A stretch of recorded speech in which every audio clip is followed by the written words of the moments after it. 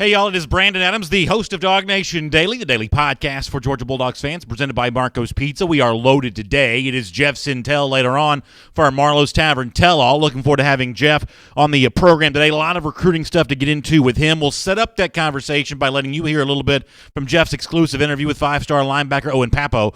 We'll do that here on the program as well. Kirby Smart's got a challenge for Georgia fans as far as this Saturday's G-Day. I'll tell you why he thinks you ought to come to the game. And we will start the show with something I'm very excited about. A major announcement concerning this Saturday. Our G-Day coverage is getting bigger and better. We'll tell you all about it next as DawgNation Daily, presented by Marco's Pizza, begins right now.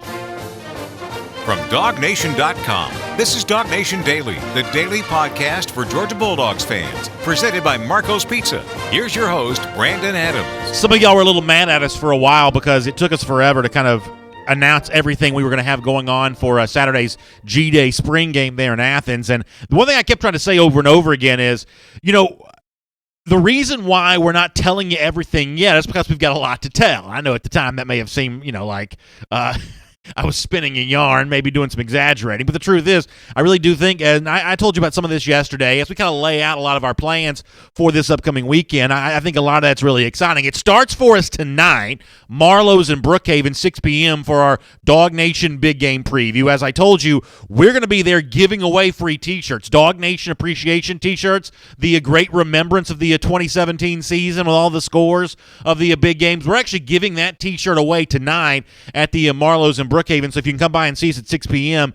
that is a chance for you to do that there. That is going to be a lot of fun there from 6 to 8 tonight. And then on Saturday, a whole bunch of stuff going on. We'll tell you about more of that later on. But let me begin today, before we sort of dive into any of the sort of official content for the program today, with a huge announcement concerning Saturday's DawgNation post-game show, which once again returns to the UGA bookstore, our home away from home, when we are there in Athens. I am really proud to announce that I'm going to have a special guest co-host with me on Saturday. And if you come by and see us up on the second floor of the UGA bookstore, you can meet former Georgia tight end Jeb Blazevich, who will be working with me that day as our co-host for the DawgNation post-game show. I've gotten to know Jeb a little bit here over the last little while, talking to him about Georgia football, talking to him about just life in general. What a breath of fresh air Jeb Blazevich is. An absolute great guy, terrific football mind, and he is going to be with us as our special guest analyst for our DawgNation post-game show after G-Day on Saturday from the UGA bookstore. So a lot of you have already said you were making plans to come by and see me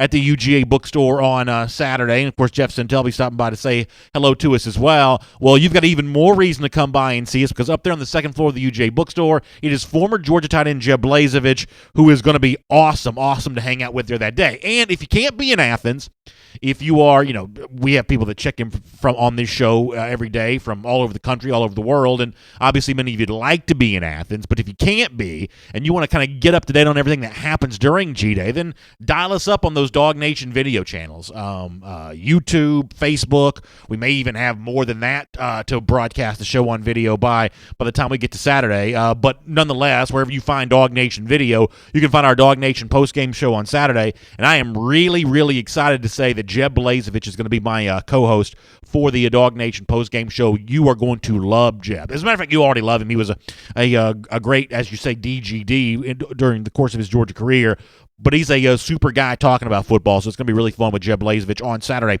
after the game for the DawgNation post-game show there in Athens from the UGA bookstore. So with that out of the way, really excited about Jeb Blazevich on Saturday.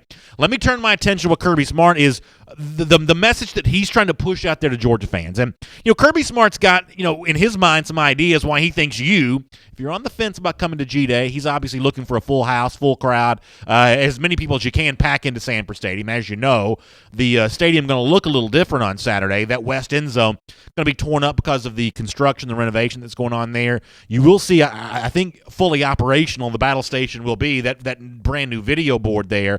But in terms of the seats that you sit in, that's not necessarily going to be in place. That's not going to be there for you on Saturday. So you can't get 93,000 the way you did back in 2016 for G-Day, but you can get a full house, or at least as many as you can pack in to that full house, and Kirby wants it. He thinks there's some reasons why you ought to come. Here is Kirby Smart's challenge this week to Georgia fans. All right, guys, we're a week away from G-Day. I'm certainly excited and looking forward to what early forecasts are suggesting to be great weather. And again, want to challenge our fans to come out. I think there's no greater ability to measure our team or some of our young players than to put whatever the maximum number we can fit in that stadium is. We certainly need it because our guys got to get used to playing in front of that kind of atmosphere. I think our fans have been incredible this entire season and got a chance to come out and see a lot of mid-year enrollees participate and compete in G-Day next week. So personally, I need to do is challenge people to do that. So that's Kirby Smart's sales pitch. That's his commercial. And as a guy who knows something about, addressing some commercials from time to time, I think Kirby does a pretty good job there. He really packs a lot into just a few sentences as far as why Georgia fans should go to G-Day. And if I counted correctly, you really hear 4 things from Kirby there that end up being your pitch for why you ought to be in Athens on Saturday inside Sanford Stadium doing your part to make sure it looks like a full house. First of all, and right out of the box, he sort of says this, and I think this is just something worth bringing up.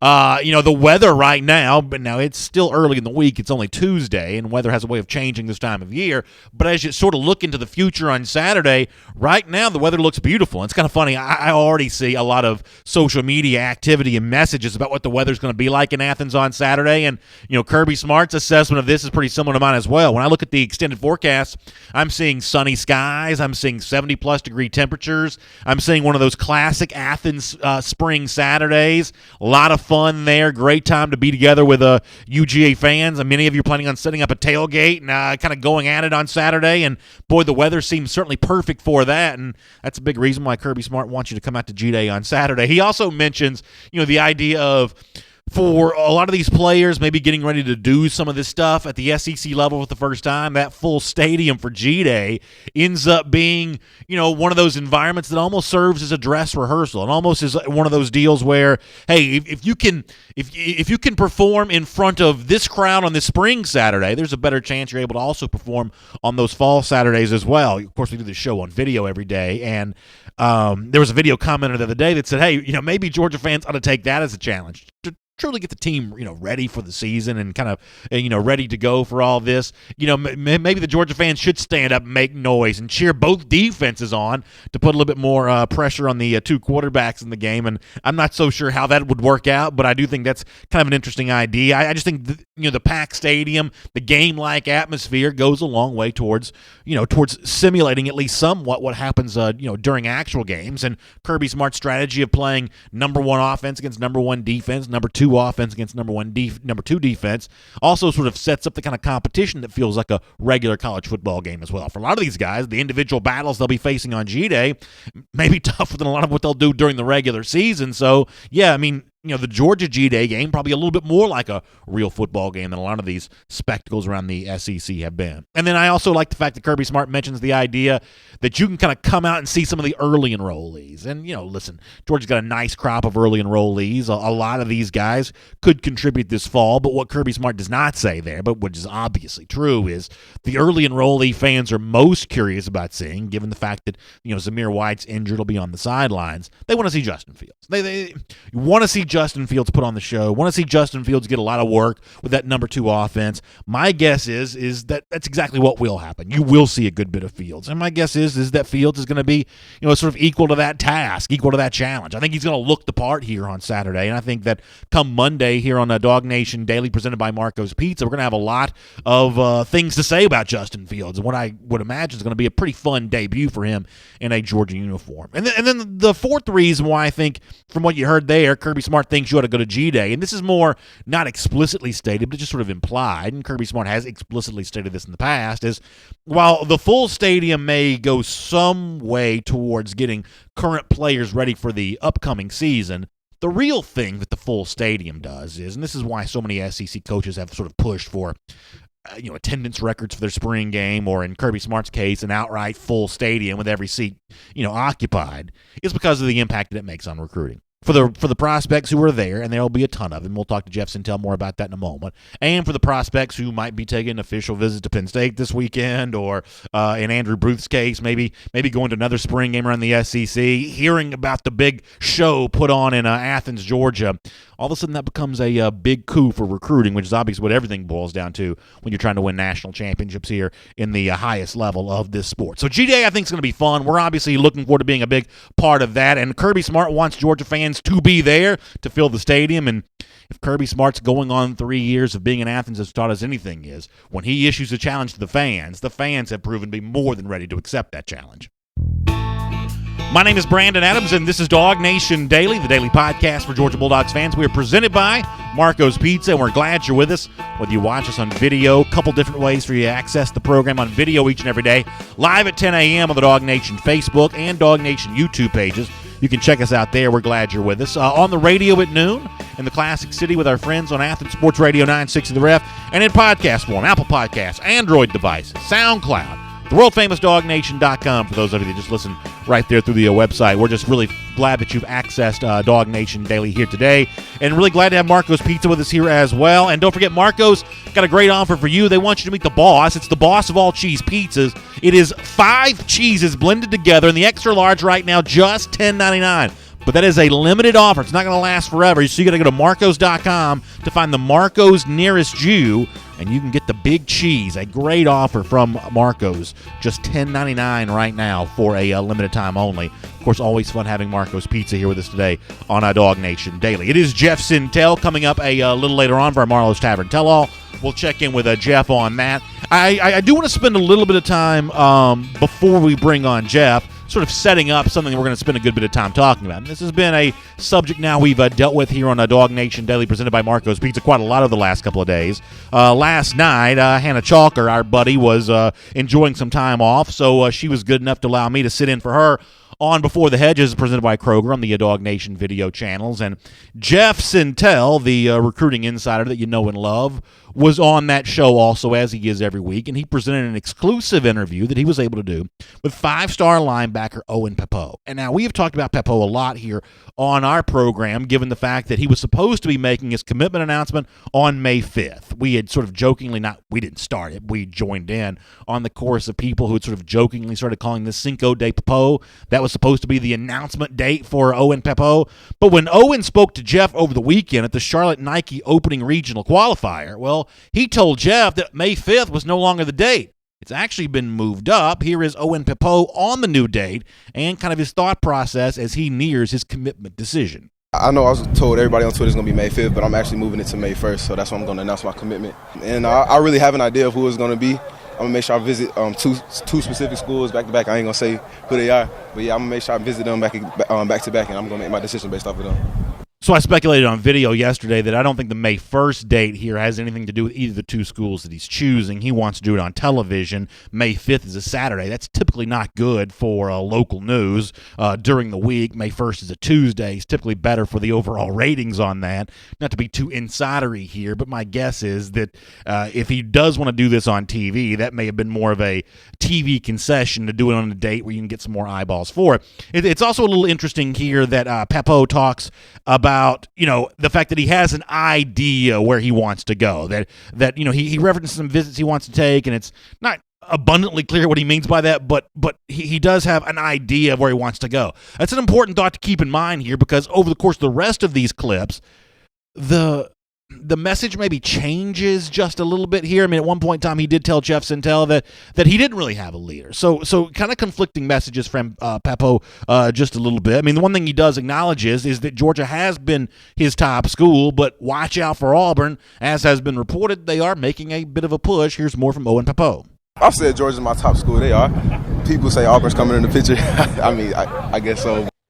So he admits there a couple things that have been acknowledged, that Georgia has been his top school, and Jeff Sintel has reported on this many times before, that at one point in time it was Clemson in Georgia or Florida State in Georgia. Now it's Auburn in Georgia. The Georgia's been that sort of constant in the mix here as a finalist for Owen Pappoe, but here as we near towards the May 1st decision date, Auburn is, as Pappoe just mentioned, making its push, making its move. He does not deny that, and that maybe is part of the explanation why some reporters, including our colleague from SEC Country, Benjamin Wolk, have gone on record as predicting that Pappoe will choose Auburn here on what is now the May 1st date. A little more from Owen Pappoe here before we bring on Jeff Sintel into the program.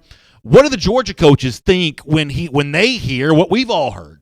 That Auburn's making its move, that there's big-time chatter here, long visit. I think it was 3-day visit he took to Auburn. Travis Williams, the linebackers coach, really giving Pappoe a lot of attention at the time. What do the Georgia coaches think about all of this? Here is Owen Pappoe on that subject. Yeah, they like, what's all this talk about Auburn? I'm like, Coach, just let the media be the media.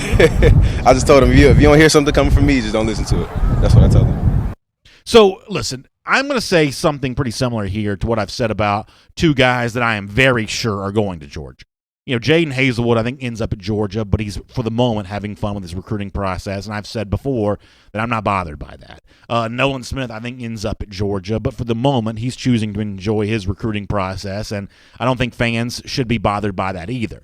Now, I don't have the same level of confidence about Owen Pappoe that I would have about a Nolan Smith or a Jaden Hazelwood, but I am going to be consistent in my sort of evaluation of it all, that clearly Pappoe is having fun here. You know, he's sort of putting it out there in the atmosphere and into the universe that it might be Georgia, it might be Auburn. At one point in time, he even sort of referenced the visit he took to LSU. He was seen, I think, in the video we just showed you wearing those purple and gold gloves. You know, not even really willing to concede it's only the two schools, Auburn and Georgia, for his services here.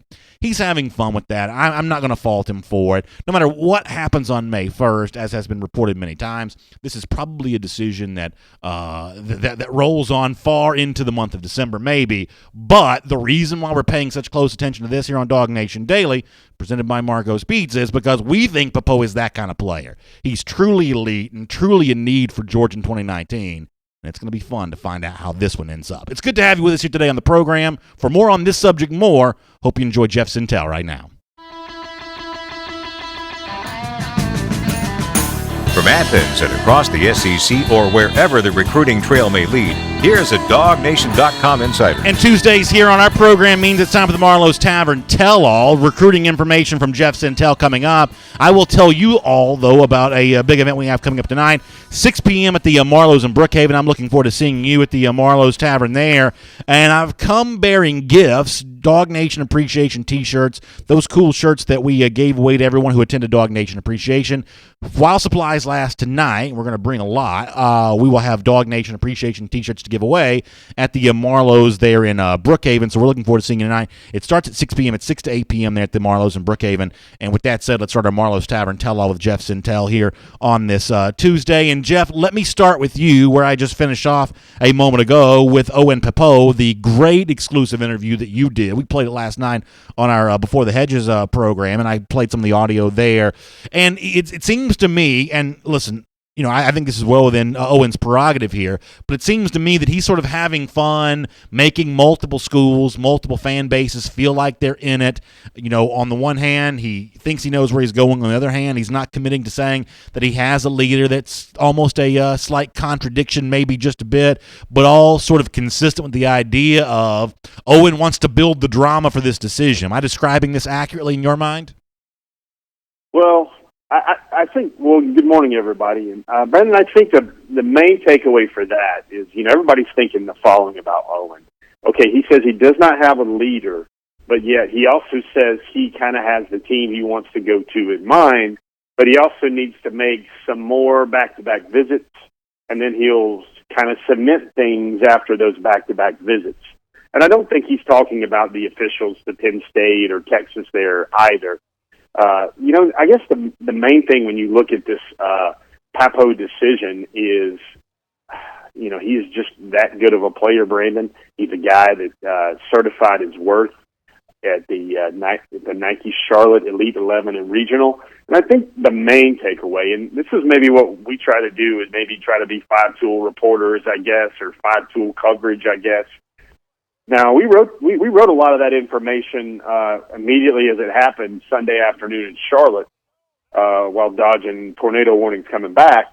But I think if you read all that stuff, we had two stories on Owen on Sunday on DawgNation. But then if you see the video and maybe see Owen's mannerisms and the way he's looking as he maybe makes those same statements, you see it live, you see the video, you see the images and the pictures. I think there are two maybe different takeaways from that, Brandon, and I'm curious to what everybody else thought about it, and I'm curious what you thought about it. Well, if you want to know my opinion about what I thought about it, I do think this is a guy who likes the theater here. And I don't mean that as a criticism. I think that, you know, these guys get a chance to, you know, go through this process once, and if this is the way that it becomes fun for him, that's his right to do that. But, you know, I think what you were alluding to a moment ago is if you read sort of hard text, it sort of makes it you feel one way. Owen Pappoe knows where he's going to choose. But when you watch the video, you don't come across – if he does truly feel that way, the body language doesn't necessarily, suggest that. This is a guy who suggests that, he wants everyone to sort of feel like they're involved in it. It's almost like the pro wrestling promoter that wants everybody to tune into the pay-per-view on May 1st. He wants as many eyeballs and as much attention as he can get on his May 1st decision. He comes across to me as a bit of a salesman during that interview with you of someone who's trying to sell interest and attention on the announcement he's about to make. Well, here's what I think, and who do we consider, Brandon? You're going to be the authority on this. I'm going to defer to you, but the greatest actor in professional wrestling history, is that Ric Flair? Oh yeah, you might have to say that. Sure.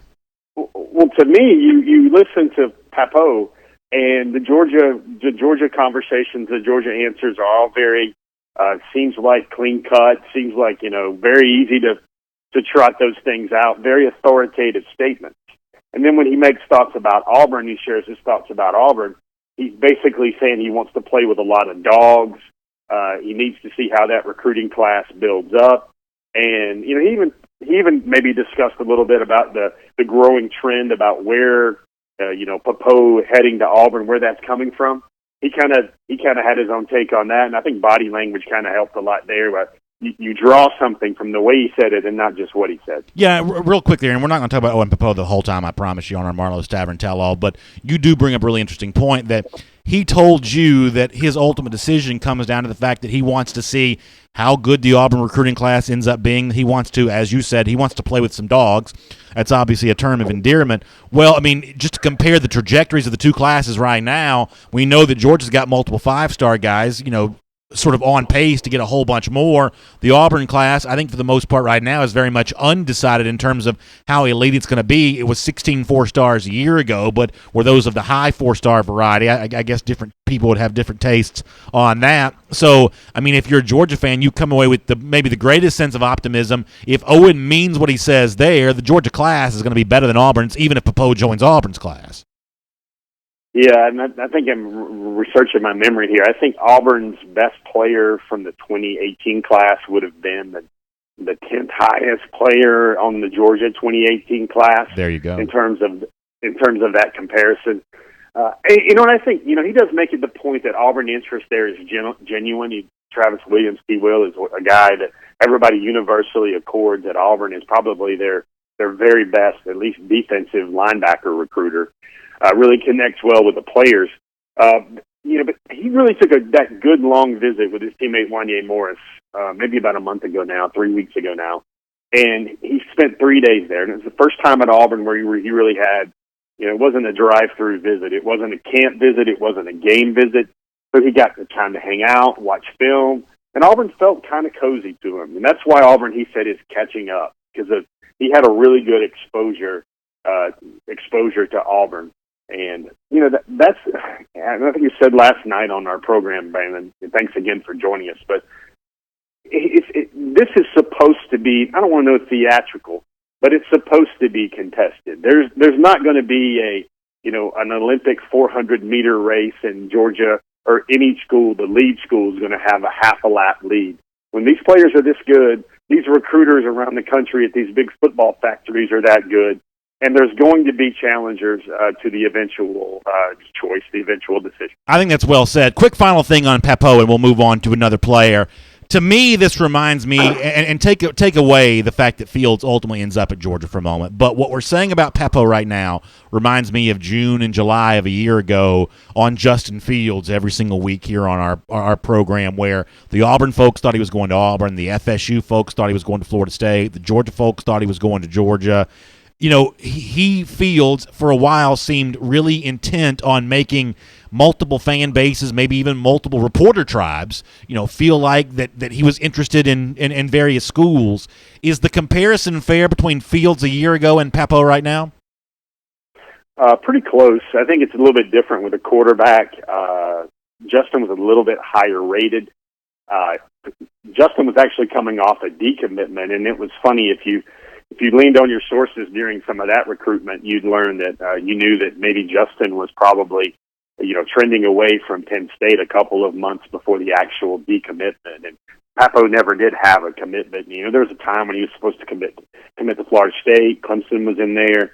Coaching changes, he said, were a big reason. Relationship switches were a big reason there. Why things, never really happened where he didn't make a commitment. But you can kind of see where, Justin's decision was likely going to be a certain school, definitely a few months in advance. So Pappoe has kind of been more clearly Georgia. I don't know if I had to warn a guess. I would say Pappoe has kind of felt a certain type of way. Georgia as an elite 1 or 2 school, probably maybe dating back to last October, November, and that's really kind of intersects with the arc where Georgia's program really started to take off everywhere in the class of 2018 and 2019. So if he's going to do it on May the 1st, he's got a new timeline in mind, and I guess it's 4 days earlier for everybody to wait. All right, so let me shift gears here on our Marlowe's Tavern Tell-All. Of course, it's great to have Jeff Sintel with us here today on the program. And, of course, love to see you tonight. All of you are listening right now at our event at the Marlowe's in Brookhaven from 6 to 8 p.m. We'll be getting you ready for G-Day. I'll give you away DawgNation Appreciation T-shirts. It's going to be a really fun night tonight, 6 to 8 p.m. at the Marlowe's in Brookhaven. So I read your piece about 4-star cornerback from Archer High School, Andrew Booth. Obviously, we know Booth is a big-time prospect for the 2019 class here. But as I'm reading this, I have to admit there was a moment where I'm sort of scratching my head here because Booth says he sort of returns it's requited love on his part for Nolan Smith, who's obviously publicly stated that he wants to see Andrew Booth join him at Georgia. Booth said he wants to play with Nolan Smith in college, so therefore it seems like a perfect relationship, a happy marriage here. And yet Booth also tells you that he may go to Tennessee on Saturday to its spring game and not come to Georgia. What gives with Booth going to maybe another SEC team spring game when he has a chance to be with 80-something thousand of his closest friends there in Athens?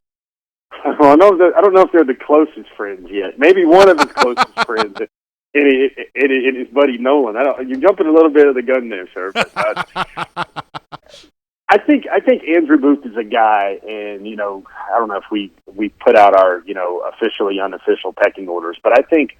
When you start thinking about Andrew Booth, any way I can slice or dice or chop, scatter, smother, cover Georgia's maybe top 5 most wanted target for 2019, Andrew Booth is going to be in there. Now, he's the top cornerback in the state of Georgia. He's the number 5 cornerback in the country. On the cusp of 5-star status, I don't think he'll ever get there because he's not a guy that's going to do the camp. He's not going to do the openings. He doesn't think that's real football, and that's an interesting mix with Andrew because he's got 2 teammates that also have Georgia offers now, and everybody wonders if those guys will play together. And he said one of those guys, Colby Wooden, is a guy that he would love to play with in college because he wants defensive linemen to affect the quarterback and help him be more effective at getting picks, jumping routes, and everything else like that. Colby's also going to be at Georgia on G-Day. Now, Andrew's a guy that I tried to write that right down the middle as closely as I could because everybody thinks, hey, DawgNation's writing about him. They've got these pictures of him. That must mean something here. Well, Clemson is really a school that is in there with Andrew Booth, and because they were the first school that kind of really jumped in on him and recruited him hard. Now, that can't be said about Georgia. Georgia's kind of really only been on him hard maybe for about 4 or 5 months. And the attention there with Georgia is I guess, is increasing. The attraction for him in Georgia is he's warming to Georgia a lot. I think Nolan has a lot to do with that. I think Mel Tucker and Kirby Smart have a lot to do with that. He comes from a family of 7 siblings, a lot of athletes in the family. Both parents really had a role in shaping Andrew, and got a twin sister. Lots of neat little variables here. That's why I thought it was such an interesting story. And one of the things he said about his mother is he said his mother really likes the fact that Athens is only 41 miles away from where they live in Lawrenceville. So that's a guy that kind of you need to put on the burner a little bit and just wonder and see what bubbles up there right now, because Andrew Booth's about 6'1", about 190 pounds, looks every bit the part of what a future NFL cornerback should look like. Hard worker, and maybe, Brandon, the most amazing thing to me is he grew 7 inches in his freshman year to go from a 5'4", 125-pound speck of just trying to get reps on the 9th grade team to an elite national prospect in 2019. And it sounds like, according to what you read, I thought it was a great piece at DawgNation.com, that he's close with his sister, and it sounds like his sister doesn't want him to go to Georgia, which is probably a factor in this discussion too, right? Well, yeah, she named us. I basically said, where does she hope he winds up? And she had her favorites. I think she named Auburn. She named Clemson and Florida State. But again, I don't know if she's had the chance to maybe warm to Georgia over the last few months, the way she's been to Clemson a lot and everything else like that. Now, Booth was at Clemson spring game, and he just, and sometimes Brandon, I don't know, maybe sometimes these kids get busy and they're not really figuring out. I mean, like, some guys have told me that they plan to be at G-Day for the last 3 weeks. Other guys have kind of hemming and hawing between a couple of schools. And, with G-Day, the other thing to think about there is there's Alabama's A-Day in Tuscaloosa a couple hours earlier on ESPN. And then there's JP Day, I guess, in Tennessee the same day as well. So there's a lot of competing spring game interest for a lot of guys to catch up with and talk to.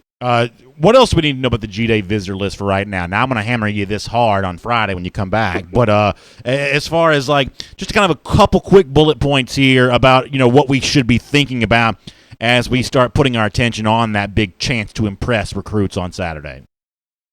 Yeah, I think the main thing is Georgia's got, maybe a third of their recruiting class for 2019 already committed. You'll likely see a lot of the commitments there. The main thing is there's a 5-star in Brian Breezy. That's the nation's #1 overall prospect out of Maryland. You had to think about the most headline-grabbing visitor right now. At least right now, that's going to be Breezy, because he's been to Georgia a lot. 6'5.5", about 288 pounds now. The guy keeps growing. Nation's #1 overall prospect for 2020 out of Damascus, Maryland. Arik Gilbert is another tight end who has maybe 5-star potential out of Marietta High School. He's going to be there. Lots of, most of the 2019 names, it's maybe more interesting about maybe right now who probably won't be there. I don't foresee Harry Miller being there, the valued offensive line target for 2019 after he's taken back-to-back long weekend visits to Ohio State and Stanford. The folks that aren't going to be there, Amari Kite, which is the huge tackle out of Thompson High School in Alabaster, Alabama. He's going to be at Alabama for that A-Day. So a lot of big names, a lot of choices to look for there. I do think there'll be at least 1 or 2 surprise visitors that show up. And I love surprise visitors. Well, here's another surprise visitor, Brandon. This is kind of real-time stuff, happened about maybe an hour ago. Leonard Manuel decommitted from Miami. Okay. 6'4" receiver. Hope we don't have to educate everybody out there about how well Georgia's recruited in South Florida and in Miami-Dade over the last few months, over the last few cycles in the 305 area code. Shout out to James Coley. Shout out to James Coley. Yeah, that one of the he was basically one of the prize recruits in the Miami recruiting class. Just decommits from Miami. 6'4", 200, a wide receiver. He's rated currently as the nation's #2 receiver for 2020 per 24/7 Sports. And he did just take a recent unofficial visit to UGA. And you can look online. That name's going to be kind of flaring up most of the day. I would expect a lot of people that do the crystal ball stuff to start crystal balling Manuel, maybe even to Georgia. There will be a lot of sentiment to think that trip to Georgia really locked something into his mind and maybe sparked the decommitment. But Brandon, I know it might be hard for you to get used to. This might be, new Georgia recruiting problems, but it looks like we've got the 2019 class and the 2020 class where Georgia is clearly on the radar of the nation's top 2, top 3 receivers every cycle now. Yeah, that's good times right there. That is really exciting. All right, real quick before we let you go here on the Marlowe's Tavern Tell-All, let me do 2 kind of rapid-fire type things with you. Kirby Smart made a big point on Saturday to kind of push back against questions about his tight end usage. Georgia signed a big one, or a couple really good ones for the class of 2019 with Fitzpatrick and obviously Luke Ford. You got Rylan Goody in the mix for the 2019 class. What do these guys think about that? The debate over why Georgia hasn't used tight ends. What do recruits think about that? It's kind of funny. They initially, when they make these visits and they come in, everybody wants to say that, I hope to see Georgia light up the tight ends. That's really going to make things very interesting because people like Stanford do it and Michigan do it. I think we've already reported ad nauseum about how Kirby feels about the tight end question, but there's a lot of things to think about there. Jake Fromm's a guy who gets rid of the ball really fast. He's a quick decision maker, and it usually takes the tight ends a lot longer to get out in their routes. But the main thing I don't know if a lot of our viewership or readers really recognize is when Georgia runs the ball downhill, physical run first as much as they do, that's going to be a lot of guys in the box. And having 8 or 9 guys in the box, it's really hard for the tight end to get open and to get separation on a lot of those guys. And first and foremost, I think Georgia makes it very clear that you come to Georgia to play tight end, you're going to play in big games now. You're going to want to win. The recruits like to hear that. They want to work with a very talented passer. They're going to love to hear that. They want to make sure they get one-on-ones because there's a lot of guys to contend with on the edges. And they want to hear all that. So, that's the things that the tight ends hear and they think about when it comes to the Georgia offense. But then, simply put, Brandon, if you're a play caller and you have a choice about whether you want the ball in the hands of Mecole Hardman, Terry Godwin, J.J. Holloman, DeAndre Swift, Zamir White, James Cook, there's not a lot of tight ends anywhere, even some of those that play on Sundays, that are going to be the priority A or priority B option when they have all those weapons like that on a college football field. All right, last thing for you, and this can be quick. There's been so much comparison between Trevor Lawrence and Justin Fields back when they were in high school. I think they even flip-flopped the number 1 ranking a couple times there. Well, Lawrence looked great on Saturday in Clemson's spring game. Now, Clemson needs him more than Georgia needs Fields because I don't think you can win a national championship with Kelly Bryant. You obviously can with Jake Fromm. But I do think that Lawrence's performance does put an interesting spotlight a bit here on Justin Fields. Do you think Fields can match Lawrence in a G-Day on Saturday? I think Justin will look very good on Saturday, especially the way these things are designed. A lot of air raid, a lot of throw it around type displays, and that's kind of what Justin is used to from the Elite 11 setting. I don't think you're going to see Justin put up maybe one of those reminiscent Jacob Eason stat lines from a spring game. When everybody pops their lists out on Saturday afternoon or Saturday evening and they talk about the top performers or the most interesting performers, I would not be surprised at all to see Justin Fields' name show up around the top 5 or 6 because he's just that type of guy. He's going to show a lot of things, especially about the new faces, especially about the early enrollees. He is expected to turn some heads and to create some wow factor as well. And it's going to be a good problem to have because if on those same top 5 lists, I expect Jake Fromm to be 1, 2, or 3 in that list as well, and maybe Fields shows up around 6, 7, or 8. So that's really what Georgia has at the quarterback position, and I think to connect to another point, that's why the Blaylocks and the Hazelwoods and now a guy like Leonard Manuel out of South Florida is really going to take a hard look at Georgia. Well, Jeff, you are one of our top performers as well each and every week here on Tuesdays for our Marlowe's Tavern Tell-All. We appreciate you being part of the program today. And, of course, to our DawgNation Daily listeners and viewers, love to see you tonight. Marlowe's in Brookhaven, 6 to 8 p.m. for a big Marlowe's Big Game preview looking ahead to the spring game on Saturday. Jeff, we'll look forward to reading more from you at DawgNation.com in the days ahead and talk to you on the program again here very soon. All right, guys. I hope they like your big surprise, Brandon. Take it easy. Let's take a look around the rest of the league. This is SEC Through. Jeff references the big surprise there. Obviously, if you're just joining us, we sort of started the show by telling you coming up this Saturday at the UGA bookstore for our DawgNation post-game show after G-Day, welcoming in a very special guest co-host, Jeb Blazevich, the great former Georgia tight end, terrific guy, smart football mind, a guy who was in the locker room with Kirby Smart and many of these Georgia players just a few months ago. Joins us for our DawgNation post-game show on Saturday. Really excited about having Jeb Blazevich on for that. And by the way, if you're a Georgia fan of Warner Robins, something for you to be excited about as well. Our friends at Kroger have got something great going on here. Vince Dooley's going to be signing his new book, The Legion's Fighting Bulldogs, Wednesday. That's tomorrow, April 18th. It's 3 to 5 p.m. It's the Kroger at Nixon Crossing off Highway 96. Once again, Warner Robins area, the Nixon Crossing Kroger, right there off Highway 96. The legendary, great former Georgia football coach, Vince Dooley, signing copies of his brand new book, The Legion's Fighting Bulldogs. That is tomorrow, 3 to 5 p.m., the Nixon Crossing Kroger. It's off Highway 96 there in Warner Robins. Of course, there in the WR. Dog fans already excited about Jake Fromm, what he's going to do on Saturday. And another reason to be excited as Coach Dooley's there in your stomping grounds coming up this week. All right, SEC through time now. Of course, make sure you check us out on SEC Country Live this afternoon. 3 p.m. Eastern Time on the SEC Country Facebook and YouTube pages. One of the stories that we'll get into, and a couple of these actually came out yesterday. We just didn't have time to get to them on the program yesterday. One of those online sports books has released its over-unders for 2018. These are predicted season win totals. And, even if you don't bet games, this is kind of interesting because this is where a lot of the online community thinks this season is heading here. A over-under is simply how many games you're more likely to win. You can bet more wins than that, fewer wins than that. And, boy, optimism about Georgia here because according to, I believe it's BetDSI that has this. According to this online sports book, Georgia joins Alabama with the highest overall win total for the 2018 season from the SEC at 10.5.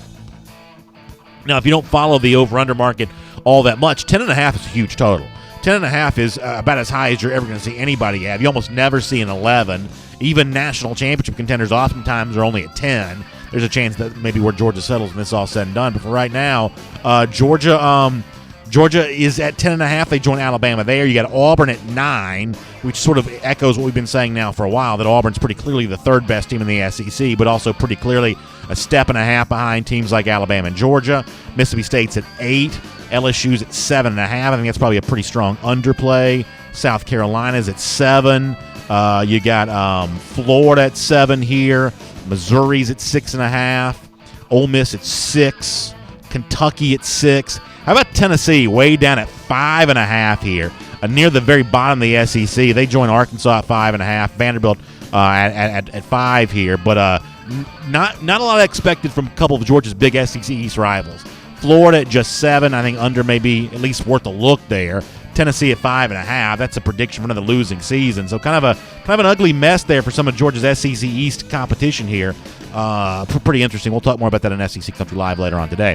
Another story we'll get into is really good reporting from a couple guys at AL.com about Alabama. And apparently they weren't the only school in the SEC that made some I guess what's the word here? Maybe not an offer, but certainly showed some interest in hiring Hugh Freeze as an on-field coach for 2018. Apparently Alabama wanted to do it as kind of a co-offensive coordinator, quarterbacks coach role, maybe the role that Dan Enos is in for Alabama now. Nick Saban's idea was to have that filled by former Ole Miss coach Hugh Freeze. The SEC essentially shot it down, which is sort of interesting in a lot of regards here. What you're not too sure about from the SEC standpoint, is this more about the sort of off-field immoral behavior? Is this more about the NCAA stuff? What was it about Hugh Freeze that made the SEC feel so repugnant about him in 2018? Because, listen, I mean, Alabama's rehabilitated a lot of careers here. Steve Sarkisian had some skeletons in his closet of a very different variety, but Alabama hired him as an analyst. Lane Kiffin wasn't a perfect, coaching candidate when Alabama brought him in either, but something about Hugh Freeze was too objectionable for the SEC, at least according to AL.com. It's a pretty interesting report there. We'll talk more about it this afternoon. I just talked to Jeff Sentell a moment ago about, what Kirby Smart said about Georgia's tight end usage on Saturday when he spoke about, getting tired of those questions about why Georgia's not using tight ends.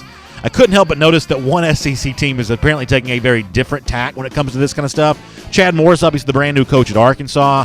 He is, really thought to be one of these, not thought to be, he is one of these spread, guru guys, and these, real spread offensive. For the most part, they don't use tight ends. Their fourth receiver is another slot receiver, and that's pretty consistent across the board with these spread teams. But the Arkansas offensive coordinator, Joe Craddock, says that's not going to be different for this version of the spread at Arkansas. He says every tight end in the country ought to want to come play at Arkansas because of how much they use the tight ends this spring. Is that true? We'll find out this fall. This is probably a recruiting pitch towards Hunter Henry's brother. Hunter Henry's a great tight end in Arkansas, and his brother now is a four-star prospect in the state of Arkansas. Arkansas obviously wants to get him, and they want to make the pitch that that tight ends will be used. We'll see during the fall if they're true to their word on that. And then a quick final story here for our SEC through. Thought it was interesting that LSU is apparently planning on hosting a graduate transfer running back, Trey Watson from Cal. Looking to play his final season elsewhere. He's going to visit LSU, and I guess the thought here is that LSU is serious about this. They feel like they need some depth at their running back. maybe, Nick Brissett, the Edwards-Helaire, maybe they feel like they're not quite ready to sort of take on the full mantle of the LSU running game here, need to add some depth. I think transfer players are almost always a good idea. I think they're experienced and they're, oftentimes, very much college ready here. So it's a good way to get better. But, man, LSU has taken on a lot of transfers. A couple from Texas Tech, Giles, the receiver, Fihoko, the defensive lineman, just added Terrence Alexander, defensive back from Stanford, Trey Watson, now maybe a running back from Cal. Was the LSU roster in that bad a shape that they need 4 transfer players just to compete in the SEC West this season? Obviously, things have sort of dropped off a good bit there for LSU. Kind of an interesting scenario. We'll make that your SEC through. Obviously, that's also interesting for Georgia fans because Dogs travel to Baton Rouge to face LSU here this October. For now, though, here on our Dog Nation Daily, presented by Marco's Pizza, I want to shift our gears back towards the Georgia Bulldogs here for a moment. And Georgia held its second scrimmage of the spring on Saturday. Kirby Smart's assessment of this I thought was kind of interesting for a couple of reasons. I want to let you hear this, and then we'll kind of talk about what it means. For the most part, Kirby fairly complimentary for what he sort of described as a balanced scrimmage. Here's more from him on what that means. A more balanced scrimmage. We tried to run the ball some more, thinking that we would test the defense, and I thought the defense had one of their better practices when it comes to being able to stop the run. And then the offense kind of dominated the third down period, and the defense had been dominating that. So it was almost a seesaw effect of some of the periods defense had been winning, the offense won, and vice versa. It's very competitive, and I thought the guys played really hard.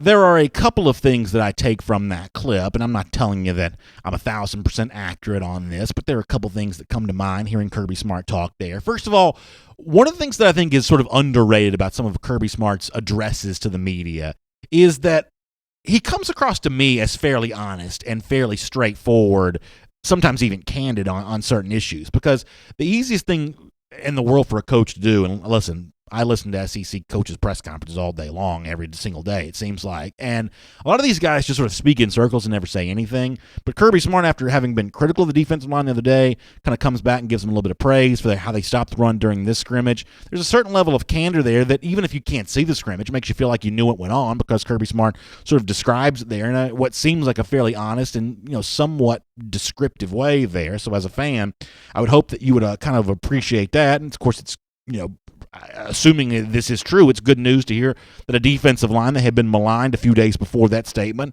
all of a sudden maybe respond to that in a fairly positive way. It's also sort of interesting to hear what Kirby says there about the offense doing well in those third down situations. When he says third down, I'm assuming that's code word for obvious passing situations, and that's something that Kirby had asked the quarterbacks to do a little bit better with in the spring a little earlier. It sounds like they also responded on that too. So we'll see all this for ourselves on G-Day coming up this Saturday, but it sounds like for the most part, you don't really find that many opportunities where Kirby Smart's been overly critical for too long about any one area. He's challenged guys, and then he's reported back that they were responding to that challenge pretty well. So if you just go based on what Kirby Smart said so far this spring, it seems like he's pretty happy with how things are playing out. I am also really happy about this upcoming Saturday as well. I told you what we're doing post-game. Excited about welcoming Jeb Blazevich for our post-game show there at the UGA Bookstore. We've also got a big event going on that morning or that afternoon before the game at Bulldog Park, which is at 655 Hancock Industrial Way. It's a luxury motor home park. Folks park their RVs there. We're going to be there from 11 till 2. David Green, David Pollock there from noon to 12:30. Bulldog Park's telling us that. Looking forward to seeing them there. Also Kevin Butler there from 1:30 p.m. to 2 p.m. So Bulldog Park going to bring in some heavy hitters. David Green, David Pollock, Kevin Butler all Saturday. We're going to be there from 11 a.m. to 2 p.m. ourselves. We're giving away T-shirts, so please come on by and see us at Bulldog Park this upcoming Saturday. And as we wrap up our program, a couple things to remind you of. First of all, we go back to Jacksonville this October, and we talk about it every single day because, well, here on our program, we think there's nothing better than beating those lousy, stinking Gators. DawgNation Daily, presented by Marco's Pizza, loves doing the Gator Hitter Countdown every single day. And 193 days from right now, Georgia in Jacksonville beats Florida once again. By the way, speaking of Florida, kind of a funny story. Daniel Shirley, one of our DawgNation teammates here, passed this along to me. Lee Corso was doing a media event somewhere and was talking about the headgear that he puts on and the One he said he hates wearing the most is that Florida headgear. He says his nose would bleed every time he did it because of the way it fit on his head. We like Lee Corso if he doesn't like Florida. By the way, also make sure you check us out. Marlowe's tonight, Brookhaven, starting at 6 p.m. We'll see you there for our big game preview. And tomorrow, right back here, DawgNation Daily, presented by Marco's Pizza. Yeah, pretty funny stuff from Lee Corso talking about the headgear, the Florida headgear. He said he didn't like to wear that. I thought that was kind of a cool thing from Lee on that. So let's dive in here, get some comments. Anything you want to talk about, love to see you tonight at Marlowe's if you have a chance to come on by. I got to pull up the comments, y'all. So just give me 1 second here. We got a little time for a pretty good run of comments. We'll try to take as many as we can. By the way, last night Before the Hedges was available for the first time on Twitter. Now, we are not on Twitter here today, but for those of you that I don't know why you would prefer Twitter over one of these other video channels, but if you do, we may be on Twitter here pretty soon, so you can kind of check that out maybe. Let me pull up the YouTube, I'll pull up the Facebook, and we'll kind of roll through some of these. Good to have you with us, no matter how you're getting to us here on Facebook. Actually, I gotta mute my thing. Yeah, so looks like we have a little bit of an issue with maybe what looks to be a little bit of spam on the YouTube comment section. We will block that. If somebody is spamming us on YouTube or spamming us on Facebook, we will block that. So for those of you having an issue, we'll try to get that dealt with. Jacob Mahaffey, who is not spam, says, I'm interested to see how the linebackers rotate around G-Day. Yeah, Kirby Smart talked about all those different guys who are sort of playing the inside linebacker role, referencing Jaden Hunter, who's also, I think, cross-training some at the star position, obviously Monty Rice. Many of you are interested in what Nate McBride's doing there, too. So that'll be a pretty interesting rotation there for Saturday. Mookie822 says, which wide receiver do you think is going to have a breakout spring game? Could my answer to this be the same as it was last year? Because last year we saw J.J. Holloman really break out, have a big G-Day, but then it didn't really happen for him during the season. I think you could come right back and see more good things from Holloman on Saturday. That's at least a suggestion I'd make for you. It'll be curious to see if that comes true. We'll pop back on YouTube here in a moment. Let me say hello to the folks on Facebook here, too. For those folks checking in on the Facebook. Shane Guy says, looks like Eddie may find another nut in Jacksonville this upcoming year. Yeah, listen. Eddie, who, by the way, also made his appearance last night on Before the Hedges, presented by Kroger. Yeah, he's looking forward to being in Jacksonville here, too. Miriam Martin Corbin asked an interesting question. I think some other people have asked this before, too. She says, BA, want to get a good seat for G-Day, but want to go to the Dog Walk at 250. Will they let us go in and out? So I'm obviously not speaking on behalf of Georgia here because I'm not, an official representative of Georgia. But my understanding is it is free. You're free to enter and exit, because it's free entry, so they can't stop you from coming back in. But in terms of like the saving the seats thing, I don't know how that's going to go, right? Because like you said, gates open at 1 to get the best seats. You got to be there probably pretty early to get those. But then you want to see the Dog Walk at 250, so there are going to be some people that try to go in and come out. I don't know how like rock solid the saving of the seats is going to be, because if it's relatively full, remember, the issue that you run into is these are not chairback seats unless you one of those fancy folks up in the club section. These are all like aluminum bleachers, so it can be a little bit hard to sort of like say, hey, I had 8 and 9, that those seats were saved for me, because when people start sitting, they have a way of kind of like crowding in the section. It sort of looks full, even if there might be a couple more seats there. So, I think a lot of people, Miriam, are going to want to do what you're going to try to do, and I'd say, enjoy yourself, have a good time. But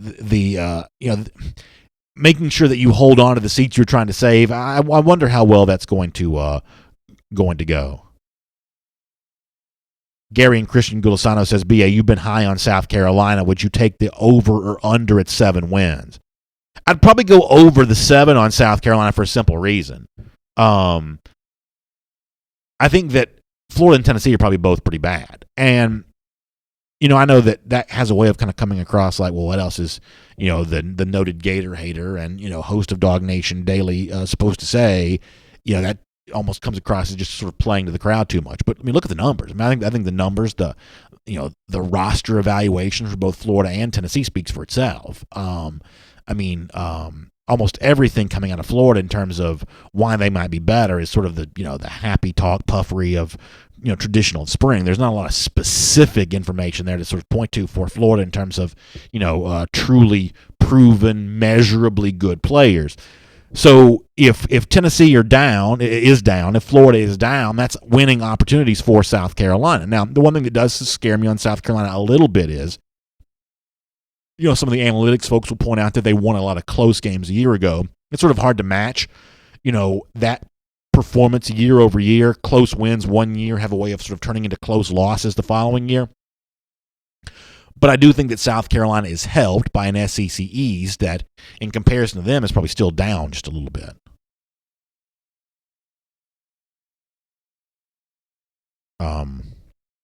Brett Page asked about G-Day kickoff, 4 p.m. or at least slightly after 4 is when that's scheduled to be.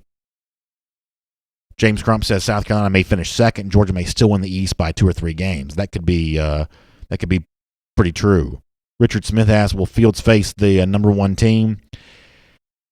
If I had to guess, that's a good question. Will Fields ever switch teams and come over and play number 1 offense against number 1 defense? My guess is that he would maybe stay number 2 the entire time, I'm guessing. And then maybe Stetson Bennett runs some with the number 1 offense just because I don't know how long Fromm's even going to play. If I had to guess, that's what I might guess.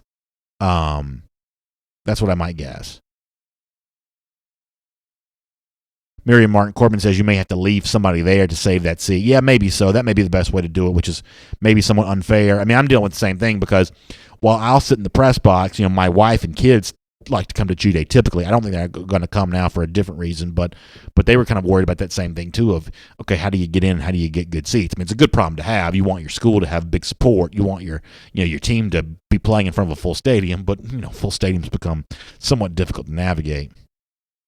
George T. Powell on Facebook says, I think Pappoe is an elite recruit, but he's not a make-or-break one for us right now.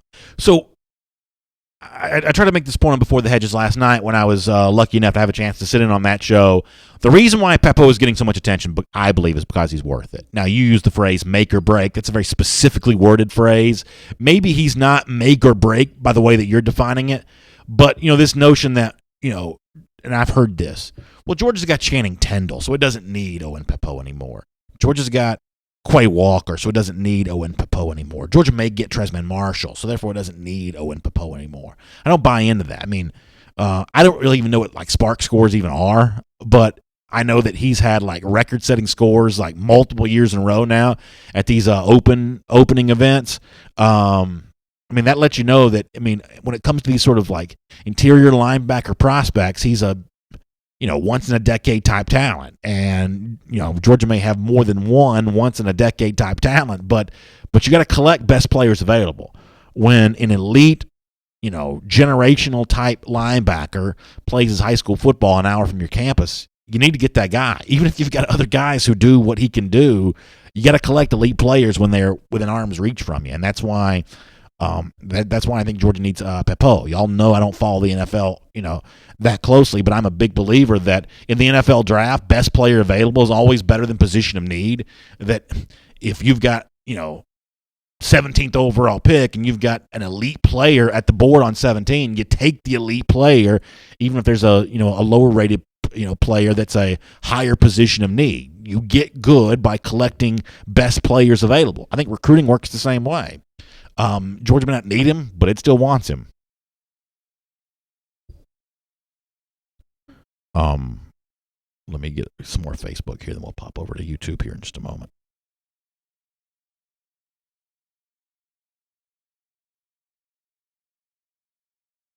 Michael Morrow, good line from him. He says, I don't know how the Dogs will look during G-Day, but I know we won't see them playing duck, duck, goose.